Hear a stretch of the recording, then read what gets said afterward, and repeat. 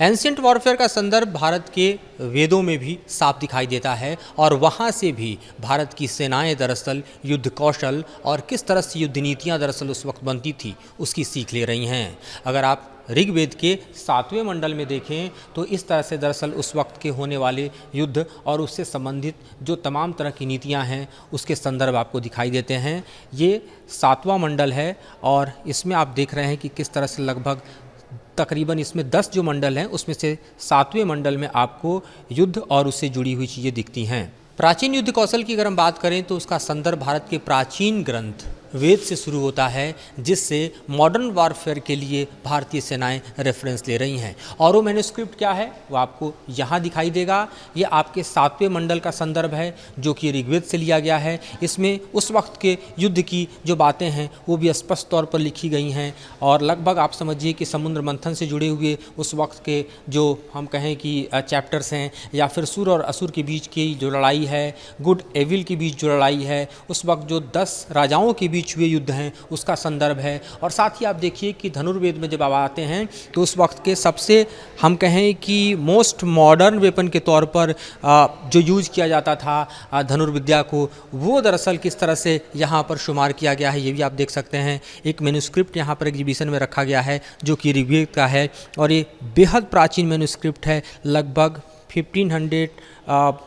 सी के दौर का ये मैन्युस्क्रिप्ट है जो कि यहाँ पर आप देखिए कितने प्राचीन तौर पर संदर्भ दिया गया है। और साथ ही उस वक्त किस तरह से दरअसल ये तमाम युद्ध की कौशल नीतियाँ और जो प्लानिंग्स हैं या फिर एग्जीक्यूशन है उसको लेकर तैयारियाँ होती थीं, उसकी भी जानकारी साफ तौर पर वेद में दिखाई देती है। और ये है दरअसल भारत का प्राचीन युद्ध कौशल जिसका संदर्भ आज की तारीख में देखें तो मॉडर्न वॉरफेयर के लिए भी काफ़ी रिलेवेंट हो गया है। समय के साथ युद्ध के स्वरूप बदलते गए हैं, लेकिन आखिर में जो जंग लड़ी जाती है वो ज़मीन पर लड़ी जाती है, इन्फेंट्री लड़ती है और वहाँ पर दरअसल प्लानिंग के साथ साथ एग्जीक्यूशन का सबसे बड़ा महत्व होता है। हम आपको दिखा रहे हैं रामायण और महाभारत के युद्ध के तमाम ये संदर्भ जिनसे दरअसल आज की तारीख में भारत की सेनाएं सीख ले रही हैं और साथ ही अपने युद्ध कौशल में इन नीतियों को शुमार कर रही हैं। ये वॉरफेयर रामायण और महाभारत का है जहाँ पर आप देखिए कि किस तरह से दरअसल डिप्लॉयमेंट ऑफ फोर्सेज हैं, कमांडर्स हैं, उनके साथ जो उनके वेपन्स हैं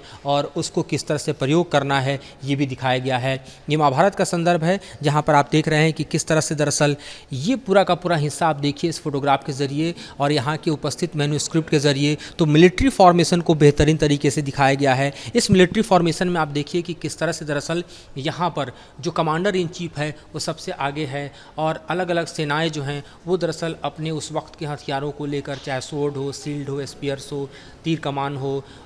उस वक्त जो प्रयोग किए जाने वाले हाथी और घोड़े थे उसके साथ यहाँ पर योद्धाओं की तैनाती हो, इसका संदर्भ यहाँ पर निकल कर आता है जो आपको बतलाता है कि किस तरह से दरअसल मॉडर्न वॉरफेयर में एंशिएंट वॉरफेयर का रेफरेंस भी आज की तारीख में ज़रूरी है। ये आप देखिए उद्योग पर्व से संदर्भ है इसका महाभारत के और यहाँ पर आप देख रहे हैं कि किस तरह से सेनाओं की जो नियुक्ति है, उस वक्त का जो डिप्लॉयमेंट है वॉरफेयर में, आप देखिए कि उस वक्त किस तरह से जो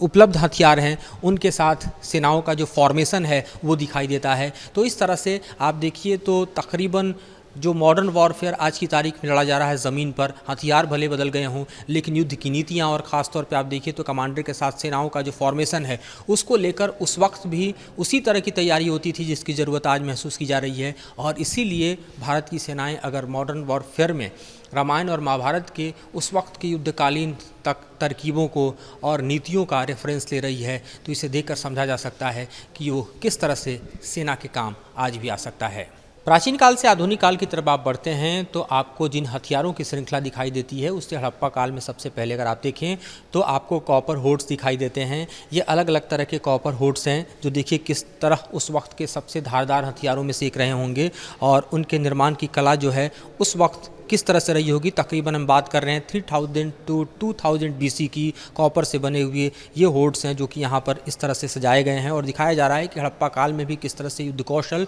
और उसकी रणनीति को लेकर लोग सजग थे। साथ ही आप आगे बढ़ते हैं तो आपको दिखाई देता है दरअसल हमारे प्राचीन कालीन हथियार जिसमें तीर कमान सीधे तौर पर देखें तो वो एंशिएंट से लेकर मिडाइवल तक प्रयोग किए जाते रहे। और इस तरह से आप देख रहे हैं कि यहाँ पर जो तीर कमान है उसके अलावा आपको चक्र भी दिखाई देता है। जी हाँ, सुदर्शन चक्र के बिना महाभारत के युद्ध काल की कल्पना जो है नहीं की जा सकती, जो भगवान कृष्ण के सबसे बेहतरीन और बड़े हथियारों में से शामिल था। तो यहाँ पर आप देख रहे हैं चक्र और साथ ही आप देख रहे हैं तीर कमान, और उसके अलावा आप आगे बढ़ते हैं तो आपको दरअसल तलवार दिखाई देते हैं। किस किस तरह के तलवार उस वक्त प्रयोग किए जाते थे। हालांकि यहाँ जो तलवार हैं ये मेडाइवल काल के हैं, लेकिन तलवारों की इन श्रृंखला के ज़रिए आप समझ सकते हैं कि किस तरह से दरअसल उस वक्त आपको इन्हीं हथियारों के ज़रिए युद्ध के मैदान में मोर्चा संभालना होता था। और उसके अलावा अगर कुछ होता था तो गदा होता था। आप इस गदे की दरअसल यहाँ पर उपस्थिति, इसका वज़न और साथ ही इसकी अहमियत को देखकर समझ सकते हैं कि किस तरह से मेटल से बना हुआ ये गदा 19वीं सेंचुरी का है। लेकिन एंशियंट से लेके आप मॉडर्न की तरफ बढ़ते हैं तो उस वक्त के हथियारों में अगर कुछ शुमार होता है तो दरअसल तीर कमान के अलावा ये गदा भी है, जिसे यहाँ बेहतरीन तरीके से सजाया गया है और लोगों को देखने के लिए एग्जिबिट किया गया है।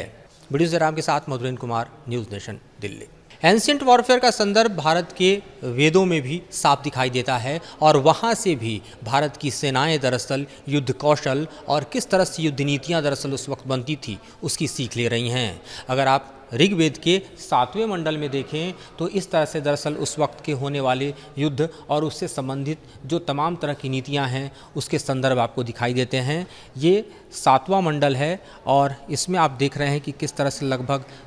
तकरीबन इसमें 10 जो मंडल हैं उसमें से 7वें मंडल में आपको युद्ध और उससे जुड़ी हुई चीज़ें दिखती हैं। प्राचीन युद्ध कौशल की अगर हम बात करें तो उसका संदर्भ भारत के प्राचीन ग्रंथ वेद से शुरू होता है, जिससे मॉडर्न वॉरफेयर के लिए भारतीय सेनाएं रेफरेंस ले रही हैं। और वो मैन्युस्क्रिप्ट क्या है वो आपको यहाँ दिखाई देगा। ये आपके 7वें मंडल का संदर्भ है जो कि ऋग्वेद से लिया गया है। इसमें उस वक्त के युद्ध की जो बातें हैं वो भी स्पष्ट तौर पर लिखी गई हैं और लगभग आप समझिए कि समुद्र मंथन से जुड़े हुए उस वक्त के जो हम कहें कि चैप्टर्स हैं, या फिर सुर और असुर के बीच की जो लड़ाई है, गुड एविल के बीच जो लड़ाई है, उस वक्त जो 10 राजाओं के बीच हुए युद्ध हैं उसका संदर्भ है। और साथ ही आप देखिए कि धनुर्वेद में जब आप आते हैं तो उस वक्त के सबसे हम कहें कि मोस्ट मॉडर्न वेपन के तौर पर जो यूज़ किया जाता था धनुर्विद्या को, वो दरअसल किस तरह से यहाँ पर शुमार किया गया है ये भी आप देख सकते हैं। एक मैन्युस्क्रिप्ट यहाँ पर एग्जीबिशन में रखा गया है जो कि ऋग्वेद का है और ये बेहद प्राचीन मैन्युस्क्रिप्ट है। लगभग 1500 सी के दौर का ये मैन्युस्क्रिप्ट है जो कि यहाँ पर आप देखिए कितने प्राचीन तौर पर संदर्भ दिया गया है। और साथ ही उस वक्त किस तरह से दरअसल ये तमाम युद्ध की कौशल नीतियाँ और जो प्लानिंग्स हैं या फिर एग्जीक्यूशन है उसको लेकर तैयारियाँ होती थी, उसकी भी जानकारी साफ तौर पर वेद में दिखाई देती है। और ये है दरअसल भारत का प्राचीन युद्ध कौशल, जिसका संदर्भ आज की तारीख में देखें तो मॉडर्न वॉरफेयर के लिए भी काफ़ी रेलेवेंट हो गया है। समय के साथ युद्ध के स्वरूप बदलते गए हैं, लेकिन आखिर में जो जंग लड़ी जाती है वो ज़मीन पर लड़ी जाती है, इन्फेंट्री लड़ती है और वहाँ पर दरअसल प्लानिंग के साथ साथ एग्जीक्यूशन का सबसे बड़ा महत्व होता है। हम आपको दिखा रहे हैं रामायण और महाभारत के युद्ध के तमाम ये संदर्भ जिनसे दरअसल आज की तारीख में भारत की सेनाएं सीख ले रही हैं और साथ ही अपने युद्ध कौशल में इन नीतियों को शुमार कर रही हैं। ये वॉरफेयर रामायण और महाभारत का है, जहाँ पर आप देखिए कि किस तरह से दरअसल डिप्लॉयमेंट ऑफ फोर्सेज हैं, कमांडर्स हैं, उनके साथ जो उनके वेपन्स हैं और उसको किस तरह से प्रयोग करना है ये भी दिखाया गया है। ये महाभारत का संदर्भ है जहाँ पर आप देख रहे हैं कि किस तरह से दरअसल ये पूरा का पूरा हिस्सा आप देखिए इस फोटोग्राफ के ज़रिए और यहाँ के उपस्थित मैन्युस्क्रिप्ट के ज़रिए तो मिलिट्री फॉर्मेशन को बेहतरीन तरीके से दिखाया गया है। इस मिलिट्री फॉर्मेशन में आप देखिए कि किस तरह से दरअसल यहाँ पर जो कमांडर इन चीफ है वो सबसे आगे है और अलग अलग सेनाएं जो हैं वो दरअसल अपने उस वक्त के हथियारों को लेकर, चाहे स्वॉर्ड हो, शील्ड हो, स्पीयर्स हो, तीर कमान हो, उस वक्त जो प्रयोग किए जाने वाले हाथी और घोड़े थे उसके साथ यहाँ पर योद्धाओं की तैनाती हो, इसका संदर्भ यहाँ पर निकल कर आता है जो आपको बतलाता है कि किस तरह से दरअसल मॉडर्न वॉरफेयर में एंशिएंट वॉरफेयर का रेफरेंस भी आज की तारीख में ज़रूरी है। ये आप देखिए उद्योग पर्व से संदर्भ है इसका महाभारत के, और यहाँ पर आप देख रहे हैं कि किस तरह से सेनाओं की जो नियुक्ति है, उस वक्त का जो डिप्लॉयमेंट है वॉरफेयर में, आप देखिए कि उस वक्त किस तरह से जो उपलब्ध हथियार हैं उनके साथ सेनाओं का जो फॉर्मेशन है वो दिखाई देता है। तो इस तरह से आप देखिए तो तकरीबन जो मॉडर्न वॉरफेयर आज की तारीख में लड़ा जा रहा है ज़मीन पर, हथियार भले बदल गए हों लेकिन युद्ध की नीतियाँ और ख़ासतौर पे आप देखिए तो कमांडर के साथ सेनाओं का जो फॉर्मेशन है उसको लेकर उस वक्त भी उसी तरह की तैयारी होती थी जिसकी ज़रूरत आज महसूस की जा रही है। और इसीलिए भारत की सेनाएं अगर मॉडर्न वॉरफेयर में रामायण और महाभारत के उस वक्त के युद्धकालीन तक तरकीबों को और नीतियों का रेफरेंस ले रही है तो इसे देखकर समझा जा सकता है कि वो किस तरह से सेना के काम आज भी आ सकता है। प्राचीन काल से आधुनिक काल की तरफ आप बढ़ते हैं तो आपको जिन हथियारों की श्रृंखला दिखाई देती है उससे हड़प्पा काल में सबसे पहले अगर आप देखें तो आपको कॉपर होड्स दिखाई देते हैं। ये अलग अलग तरह के कॉपर होड्स हैं जो देखिए किस तरह उस वक्त के सबसे धारदार हथियारों में से एक रहे होंगे और उनके निर्माण की कला जो है उस वक्त किस तरह से रही होगी। तकरीबन हम बात कर रहे हैं 3000 टू 2000 BC की कॉपर से बने हुए ये होड्स हैं जो कि यहाँ पर इस तरह से सजाए गए हैं और दिखाया जा रहा है कि हड़प्पा काल में भी किस तरह से युद्ध कौशल और उसकी रणनीति को लेकर लोग सजग थे। साथ ही आप आगे बढ़ते हैं तो आपको दिखाई देता है दरअसल हमारे प्राचीन कालीन हथियार जिसमें तीर कमान सीधे तौर पर देखें तो वो एंशिएंट से लेकर मिडाइवल तक प्रयोग किए जाते रहे। और इस तरह से आप देख रहे हैं कि यहाँ पर जो तीर कमान है उसके अलावा आपको चक्र भी दिखाई देता है। जी हाँ, सुदर्शन चक्र के बिना महाभारत के युद्ध काल की कल्पना जो है नहीं की जा सकती, जो भगवान कृष्ण के सबसे बेहतरीन और बड़े हथियारों में से शामिल था। तो यहाँ पर आप देख रहे हैं चक्र और साथ ही आप देख रहे हैं तीर कमान और उसके अलावा आप आगे बढ़ते हैं तो आपको दरअसल तलवार दिखाई देते हैं। किस किस तरह के तलवार उस वक्त प्रयोग किए जाते थे। हालांकि यहाँ जो तलवार हैं ये मिडाइवल काल के हैं लेकिन तलवारों की इन श्रृंखला के ज़रिए आप समझ सकते हैं कि किस तरह से दरअसल उस वक्त आपको इन्हीं हथियारों के ज़रिए युद्ध के मैदान में मोर्चा संभालना होता था। और उसके अलावा अगर कुछ होता था तो गदा होता था। आप इस गदे की दरअसल यहाँ पर उपस्थिति, इसका वज़न और साथ ही इसकी अहमियत को देखकर समझ सकते हैं कि किस तरह से मेटल से बना हुआ ये गदा 19वीं सेंचुरी का है। लेकिन एंशिएंट से लेके आप मॉडर्न की तरफ बढ़ते हैं तो उस वक्त के हथियारों में अगर कुछ शुमार होता है तो दरअसल तीर कमान के अलावा ये गदा भी है जिसे यहाँ बेहतरीन तरीके से सजाया गया है और लोगों को देखने के लिए एग्जिबिट किया गया है। वीडियो जराम के साथ मधुरेंद्र कुमार, न्यूज़ नेशन, दिल्ली।